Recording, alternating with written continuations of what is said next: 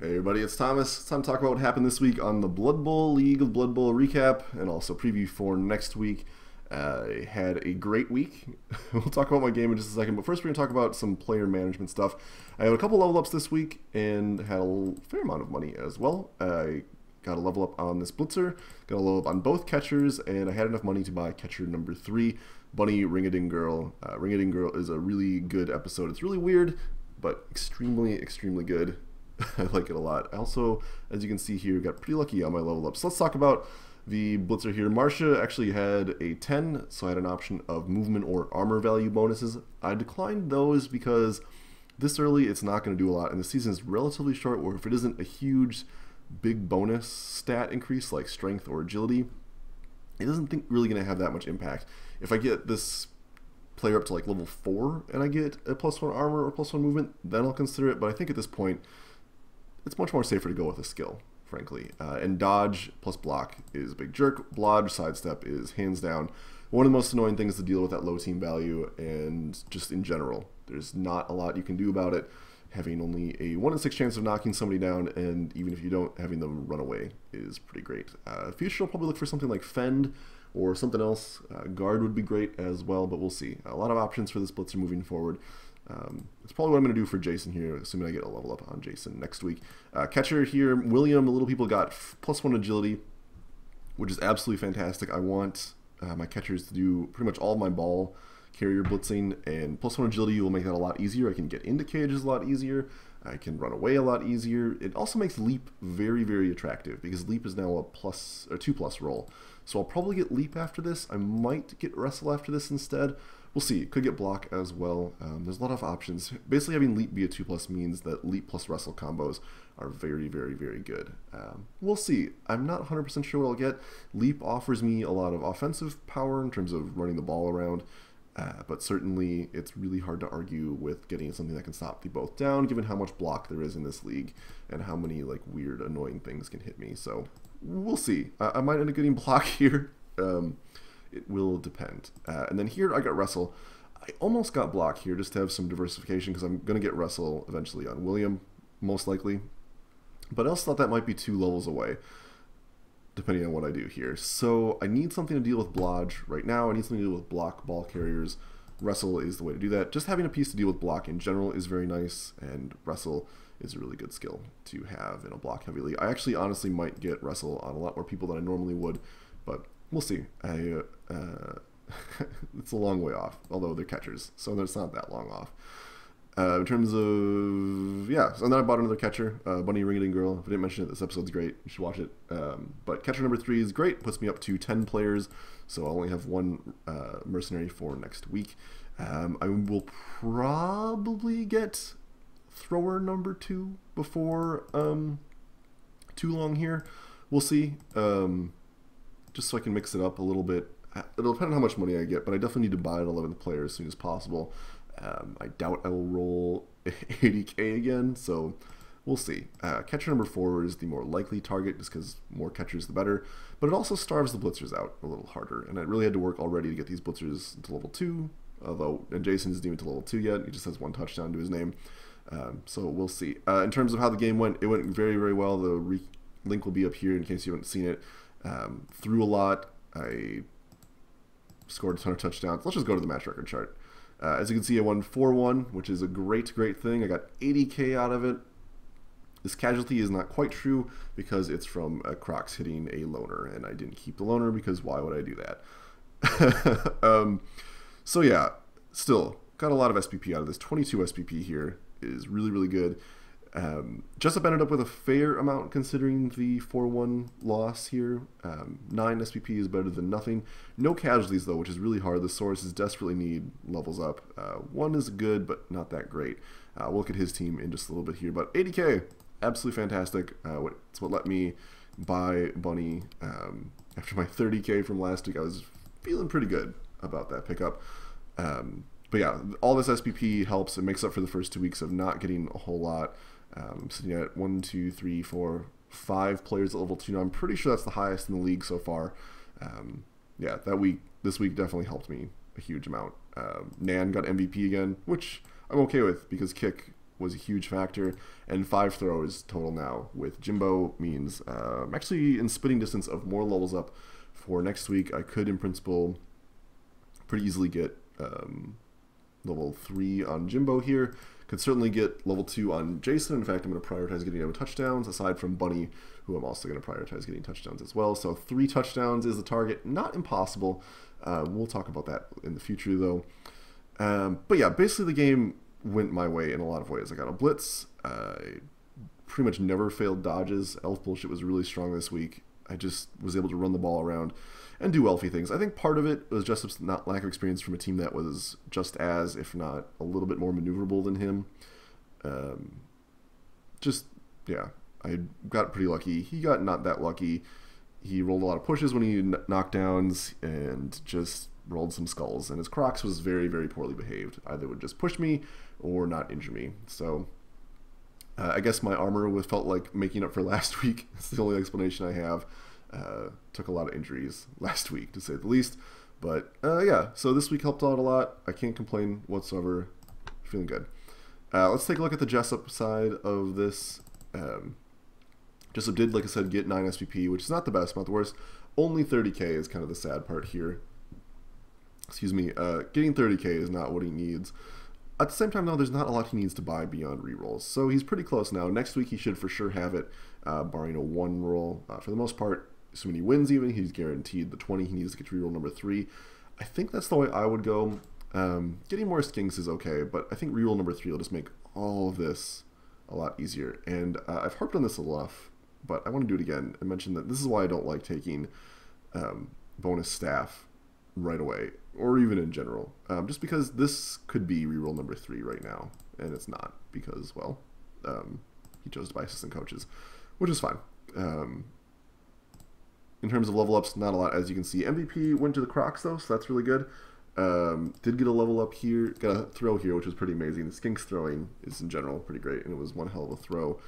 He threw for, where is it, 8 yards, 4 squares, so that's a +0 roll, so that's pretty good. So yeah, got a level up here on this skink. I don't know if it's a doubles roll yet, assuming it is not, though. Skinks, much like most stunty jerks, only has access to agility skills on a number of things. The way he's playing his team, I think catch is what I would get. Sidestep is probably the more defensive, safer play overall, considering that skinks are targets for blitzing every single turn. But the way he's playing his team, like I said, is very handoff, very ball moving intensive. Catch would at least make that a little more reliable. The sea of catch means skinks can move the ball very, very far. We'll see. Sidestep, definitely something worth getting. Could in principle get jump up, I guess, as well to help keep his movement ridiculous.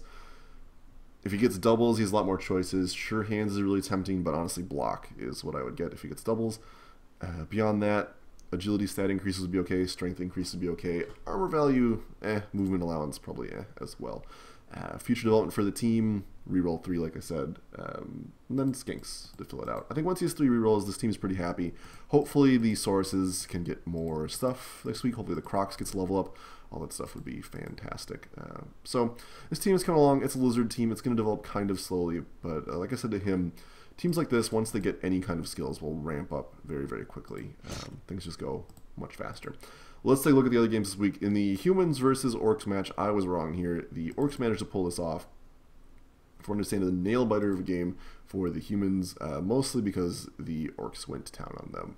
4 casualties here, absolutely ridiculous. Took 2 casualties, one which appears to be from the tackle. I don't know how many of these casualties sustained, these KOs sustained. Oh, let's see, I can actually tell that. 1 casualty from the, or 1 KO, I should say, came from a failed dodge, so that's not great. A little bit of passing though, so this didn't go totally empty-handed here. But yeah, this is a huge amount of SPP for the orc team. Let's see, that's 816, so not too bad there. Definitely a large number for a bashy team. Considering they had only walked away with the MVP and 1 casualty and the pass, so that's only 8, so half the SPP generated. Only 30k for the orc team, which is a little frustrating, I'm sure. More money would be good, especially if you're getting 2 weeks of above 50k. But there's not a lot this team needs to buy. Doesn't look like anything has been purchased aside from Apothecary. Let's see, this is 160. Missing, yeah, so that seems about right. I don't remember what her starting team value was, but I don't think anything's been purchased aside from the apothecary. Doesn't look like it. This lineman got missed next game with a smashed ankle, so that's -1 MA. I don't think that's a fireable offense. We'll see. Linemen aren't super essential for this team because pretty soon you're going to fill out the roster.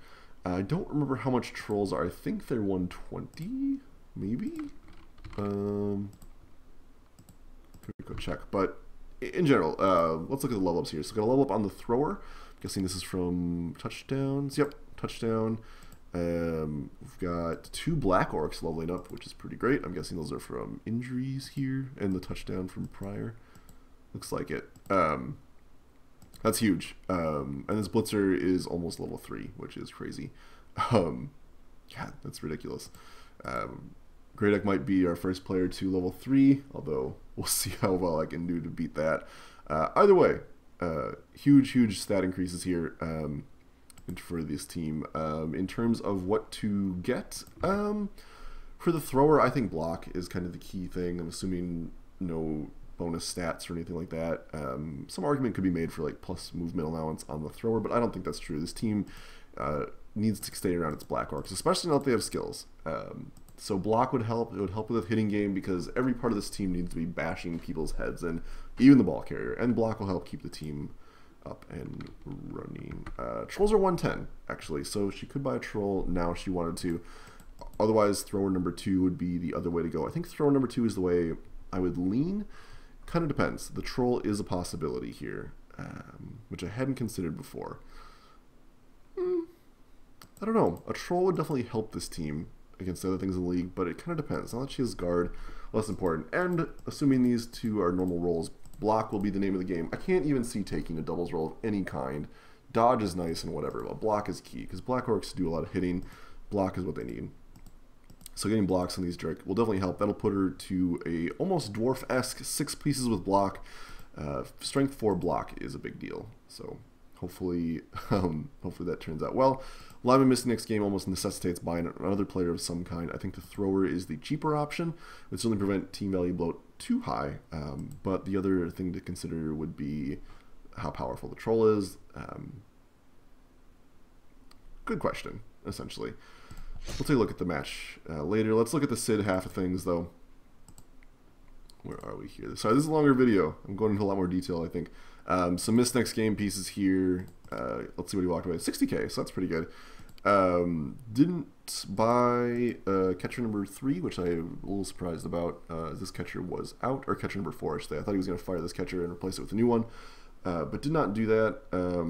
What do we got here? This is just a miss next game. It's no huge deal here. And a niggling injury on this ogre. This is a pretty big deal because this ogre being out means this team is going to have a lot harder time doing what it does, which is punching holes in and running around. So what are we looking at?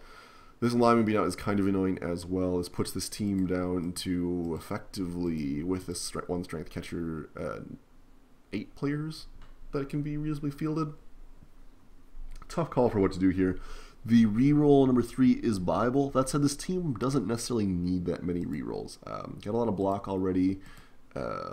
Has sure hands and pass. Has catch on a bunch of pieces. So arguably not super necessary in order to really move this team really close to getting kick, which is what I would do for this lineman. But boy, I don't know. Firing this catcher, I think, is a must-do. This catcher can't be on the field. A 1-strength catcher is worthless. There's no reason to keep it. But assuming you fire this catcher, what do you buy instead? Throwers are 70K. He's 10K short, unfortunately, getting a thrower and a catcher, which would be the best. But considering how ridiculous his roles have been, can't complain too much here. Has the apothecary... Boy, I don't know. Could just hire linemen. That's certainly an option. 2 linemen would fill this out pretty well, but I think getting the catchers up is important. Really tough call. Could in principle buy a catcher or a thrower and a lineman. Debatable choice here on what exactly to do. I don't know what the best call is, honestly. I would lean towards just hiring a new catcher just to increase this team's mobility and scoring threat potential. But there is something to be said for, with the ogre missing, buying a thrower to have more strength on the field, and then maybe buy another lineman as well. But I don't know. Depends on what he's willing to do. Certainly, having 2 sacrificial linemen for the line is good, but we'll see. Humans are weird, and I'm not really confident playing them, so don't have a good answer here. Sid's in a tough spot, certainly. Boy, yeah, no levels up at all. Oof, rough. Rough week for Sid. Let's take a look at the other week here, or the other game here. Chaos versus Kemri. Kemri took the win here, which is sort of what I expected. Progression, Throw-Ra got a touchdown here and got block, which is great. Let's take a look at the game here. Keep getting distracted. 70K, whoo-hoo. Mark rolled in the big bucks, and not a lot of STP for either team here. Let's see here. Only 8 for Mark and 5 for Andrew. Oof, oof, oof. KO is a plenty this week, but yeah, man, apparently everybody's armor, except for Sid's, felt like behaving this week. So 70K for Mark. He's got a ton of money. I think this is the same role as Sid has, so he's doing pretty good. Reroll number 3, 90K. No positionals needed. I don't even know what to do. Maybe buy a skeleton or 2. Just sit on the money. Not buying skeletons is probably okay. Doesn't really need them just yet. I don't know who he's facing next week, but that'd definitely be a factor in deciding what he's doing. Can double check in a second here, but we'll get to that. But yeah, mostly Mark is just needing to get more SPP. Hopefully, you know, things can go better. 2 MVPs on this guy, that's pretty good. 12, so he's actually not that far away from level 3 as well. The Throw-Ras are getting there. Block will definitely help. Having more block makes his team a lot happier. That's Kemri. They're huge. They're slow. They punch things. So hopefully he can get some more SCP next week. Let's take a look at how Andrew did. A whole lot of nothing. Looks like the MVP went to Random Beast Man. From what I can see, I forgot to buy his Apothecary as well. From what I understand, Andrew, aside from having terrible luck with the dice, also didn't have much in the way of ball handling still, because the Claw didn't do a whole lot, as far as I can tell. Yeah, just not a lot happened here. How much did he get? 50K. Andrew's not doing too bad here. Buy the Apothecary, I think, is key. Although, depending on how brazen Andrew is feeling, I think the Minotaur is 140. Nope, it's 150. Okay, so can't buy the Minotaur. That's unfortunate. So yeah, I'd buy the Apothecary, and that's up to him. He could just sit on the 90K, could buy more Beastmen, could just save up for the Minotaur, which wouldn't be too bad. A Minotaur would definitely help this team. But Apothecary, I think, is a key piece. Apothecary is well needed. This team is going to struggle, though, because much like Mark, it needs SPP so bad. It needs SPP just terribly, terribly bad. Still, it's all very possible. 3 agility across the board makes it easy to get touchdowns if need be, or at least it makes everybody equally competent at moving the ball around. So, we'll see. Mostly, I would just try to prioritize getting the ball to people that are close to level 2, and then trying to get level 2 with them so we get more ball handling skills on this team. Okay, let's take a look at the last match of the week, which was Dwarf versus Skaven. Chris pulled off a win here after a relatively difficult first half where Orville just kind of smashed all over him. But Chris ended up with 2 levels up here and 60K, so not too bad. Well making up for this brutal 10K from the week before. But ended up going 2-1 here, had 2 passes, 2 touchdowns, no casualties or anything like that, but that's not too bad whatsoever. This puts him at 12, 13 SPP for the week, so not the best, not too bad. Orville, in their hand, ended up with 15. Okay, not too bad here. 6, 12, wait, hang on, I'm doing math here. 6, 9, 10, 15, yeah, 15 SPP for Orville there. So, pretty good week for Orville still, even though he didn't pull out the win. 1 casualty sustained, must have been from a failed dodge. Yeah, because no casualties granted here. 3 tackles, not too bad. Lost some people there. KO sustained. Ooh, those are all from punching. And yeah, casualties out, so not too bad there. Yeah, gutter runners did their thing as far as I can tell. We'll see. I think Orville recorded the game. We'll watch it and see what happened eventually. But yeah, levels up on these pieces. pretty good, and 100k. He definitely needs to buy people because it's Skaven. Elves can get away with the lower team because we can dodge away from everything, but with 3s here, you can't really get away, so you have to punch. And with 7, that's a hard game to sustain. So levels up here, couple of options here. I'm very partial to taking block on the thrower, at least initially. It gives him more defensive power in case something gets through. That said, the league is very slow. So, in principle, you could get away with going for the hardcore passing route and just take accurate or whatever. If he gets doubles, extra arms wouldn't be too bad. It just helps pickups, so probably not that. Big hand could be okay. I don't know. I think accurate is probably the way to go, just to help increase the threat of the gutter runners. But block is certainly just something this team could use more of without the rat ogre on the field. So choices, they have many. For the gutter runner, I can't see past either getting wrestle or block. I think I would personally lean towards wrestle for reasons we discussed on my team. I think having more ball carrier threats is good. And, you know, wrestle is still a good skill. And this team is so fast that it can make do with having a player only move 6 squares instead of 9. So wrestle is probably what I would lean towards, because wrestle dodge will help keep him alive and, in general, help him blitz down ball carriers. Always good. He's got 100k and definitely wants to buy more players. The question is just between a thrower and a gutter runner. Why buy a lineman, basically? Personally speaking, I would lean towards a thrower just to add more strength to the team. Also to give more scoring options in case the thrower gets taken out. You still have someone that can pick up the ball and chuck it downfield in a hurry. Arguments can be made for getting gutter runner number 4, because certainly it would increase just the sudden scores from everywhere attempt. But, I don't know. The league's strong enough where 2 strength is kind of rough. And they skill it pretty fast anyway. I would lean towards the thrower, personally speaking. 4 fan factor, not too bad there. So that wraps us up for the week. Long recap, sorry about that, folks, but hey, a lot to talk about this week. My team did a lot of things. So let's take a look at next week here. I am playing against Sid, so what Sid's choices are will really influence what happens here. In terms of money granted, I have 1180. Sid right now is sitting at 930, which is definitely pretty rough.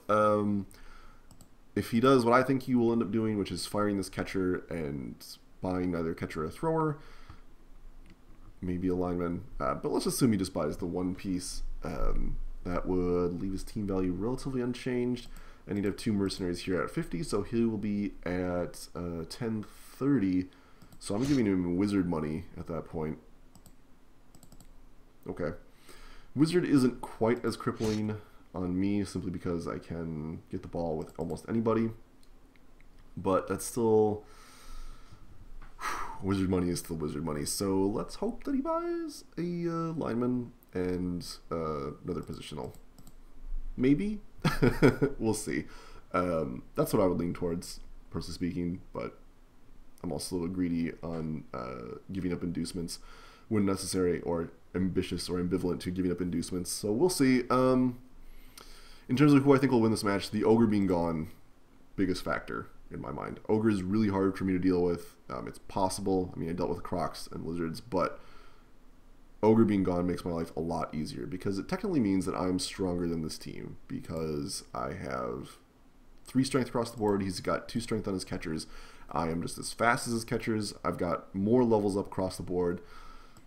He's got more skills starting out for sure with the blitzers, but sure hands is basically to make up for only being 3 agility. Starting with dodge is pretty good though. So we'll see. I just feel like my scoring power is greater. My hitting power is better. He's got 8 armor value across the board, which is a little bit better than mine, obviously, but I just think I can pull off this game. Just elf bullshit should help me out. Ogre being missing, hands down, biggest factor of the game. We'll see what he gets. If he gets the wizard, that will definitely hurt me. But he might go for the reroll and the babe, which is kind of also a good call because he only has 2 rerolls. We'll see. But I think I'll win this game just because my team is in better shape and I have a lot more in this category. Kick will also be a pretty big deal. What else we got here? We got Lizards versus Dwarf. This is a matchup I've been waiting for all season. Reason for that is they both have similar problems. The dwarf team is very slow, the lizard team is very fast. The lizard team has these weak ball carrying pieces, but they have these very strong overall things. But the lizards lack skills compared to the dwarves. The dwarves have, punching for days, tackle, deal with skinks. It's going to be a factor of speed versus the strength. These two columns are going to be the name of the game. How bad the runners get hit will also help. So in terms of what I expect here, I don't think I talked about Orville's team at all. I do apologize for that. Yeah, I totally skipped Orville's team. He got 40k, which is not a lot, but he doesn't need to buy a lot. He's at 60. At this point, I would save for the reroll. Looks like he bought a player. Who did he buy? Bought another blocker, like a maniac. I mean, it's fine. I wouldn't have done that. His blocker got MVP or something? I don't know. That's weird. I would not have done that at all. Yeah, God, I would have done that. I would have, yeah, okay. I would value the reroll more, but different conversation there. But this skill, assuming it'll be pass based on what Orville's been talking about. A lot of people get block on runners, but Orville wants to do a very pass-heavy thing, which you can see based on the passing here. So yeah, I totally expect pass will be what he picks up, unless he rolls doubles, in which case it'll probably be catch, because catch is a double skills, pass is not, and he wants to have these people be basically have a passing game. Really tough call. The lizard team having fewer players and also having fewer skills is definitely going to be a big factor here. Still, strength 4 is harder for this team to deal with. Yes, he's got a guard piece. Yes, he has troll slayers. But 6 for strength people and a Crocs means it's a lot harder for him to deal with, and just the overall speed of this team. I'm going to lean towards getting Jessup the win here. I just think that it's more likely. Let's see, 1080 for the team value versus what should be, assuming no doubles here, 1140. So 60, that's a babe. That'll definitely help. I'm going to go out on the limb and say lizards will get it. A tie is probably the more likely outcome, though. But we'll give it to Jessup. I think he can do it. I have faith. His dice can't hit him that hard 2 weeks in a row, and Orville's dice can't be that magical 3 weeks in a row. What else we got here? We've got the Skaven team versus the Khemri team. I don't know how this one's going to go. Khemri having 3 rerolls and all the positionals versus the very battered Skaven team. Could be hard to say. That said, gutter runners can single-handedly outrun everybody on that team. It's very possible that when Chris gets the ball, Mark doesn't get anywhere near it. That said, Tomb Guardians are ridiculously difficult to deal with when you're a low-strength passing team. Best thing Chris can hope to do is screen, maybe get an opening to blitz a throw raw. We shall see. I'm going to give this to Skaven just because the Skaven team is fast. Mark is really good at defending and punching, but it's just this speed differential is so huge, and the ball moving power is so big, even with the players missing. So let's talk about inducements here, because that's the other big factor. Assuming he buys a thrower, which is what I would lean towards, his team value goes to, let's see, he's missing just 1 player. So, is that right? 1, 2, 3. That's not what I wanted. 1, 2, 3, 4, 5. So yeah, he's missing 1 player, so he hardly one of the mercenaries. So yeah, these 2 levels up, assuming that doubles, put him at 1,000, so 1070 versus the Khemri team's 1110. So no inducements. Of course, couldn't in theory actually get away with buying the gutter runner then. No inducements here, so I just think that the faster movement of the gutter runners will be the name of the game.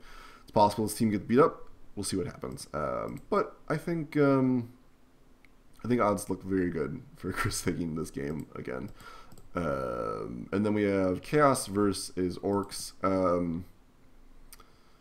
Depending on what is purchased, a troll is a possibility. I don't know. That will really change this matchup a lot.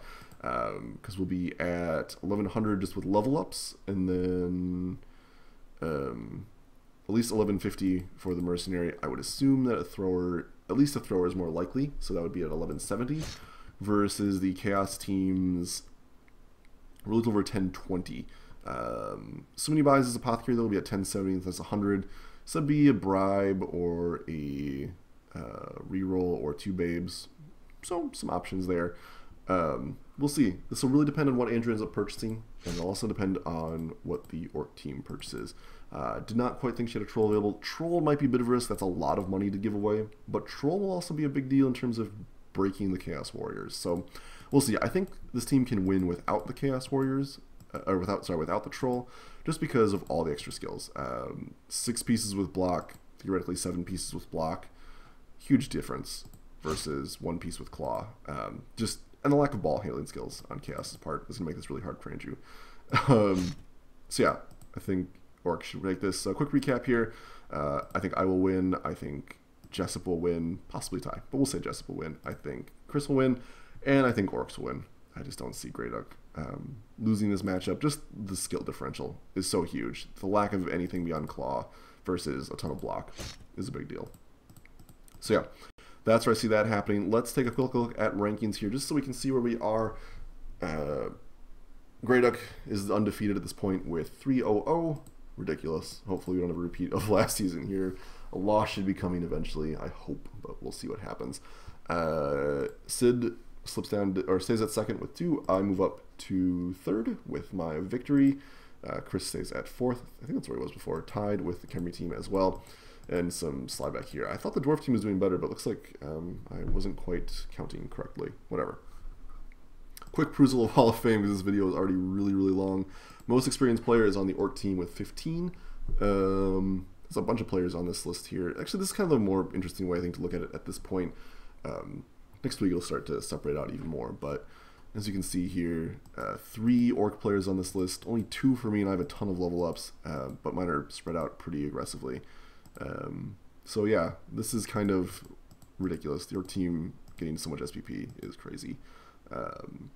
Yeah, I would not be surprised if this Blitzer makes it to level 3, by the way. Best scoring. Nothing but 2s, nothing too dramatic here. Let's take a look at team separation, because that's, again, I think the best way. Surprised to see so much variation here on the Orc team. It's tied for me for most scores, and I can score with pretty much everybody about the same. Yeah, some of this is just who's making it to 2 and who's making the tiebreaker on 1. But yeah, interesting things there. Best throwing, Jimbo. Not too surprising to see 5. God, so many throws. I didn't even realize how many times I passed with the thrower. But in terms of team separation, most throws here between me and Sid. Not too surprising here. Chris Lane is the one thrower and isn't throwing with his gutter runners, it appears. So not too surprising here to see the teams with passing game, passing. Jessup passing the ball puts him on here, as does... this must not be fully updated because it doesn't have the pass from the Dwarf team. So there's that. That's a little weird. Interception still only 1. Curse you, Trucules. Let's look at the rest of this here. Most violent player, Orc with 3. Oof. Let's take the separation here. 4 players on this list, and then Dwarves. Orcs outpunching Dwarves is crazy. Just got to be said. Part of the reason why this team has so many things here. I'm surprised I'm on here with 2 players, but what can you do? Best running, the thrower having most yards run is great. I really hope this stays. And I wouldn't be surprised because I'm actually not going to be running that much. My thrower has the most running because he holds on to the ball and moves and then tosses it quite a ways away. Orc Rextra with their multiple touchdowns. Not surprised to see that there as well. But yeah, God, that's only a lot. It's 50 yards. That's quite a bit. Best throwing in terms of overall width, or length, I should say, is me with a little over 12 yards per throw. Pretty good. Yeah, whatever. That's cool. Survivor, as always, means nothing. Best killer, we do have 2 kills still from the Dwarves.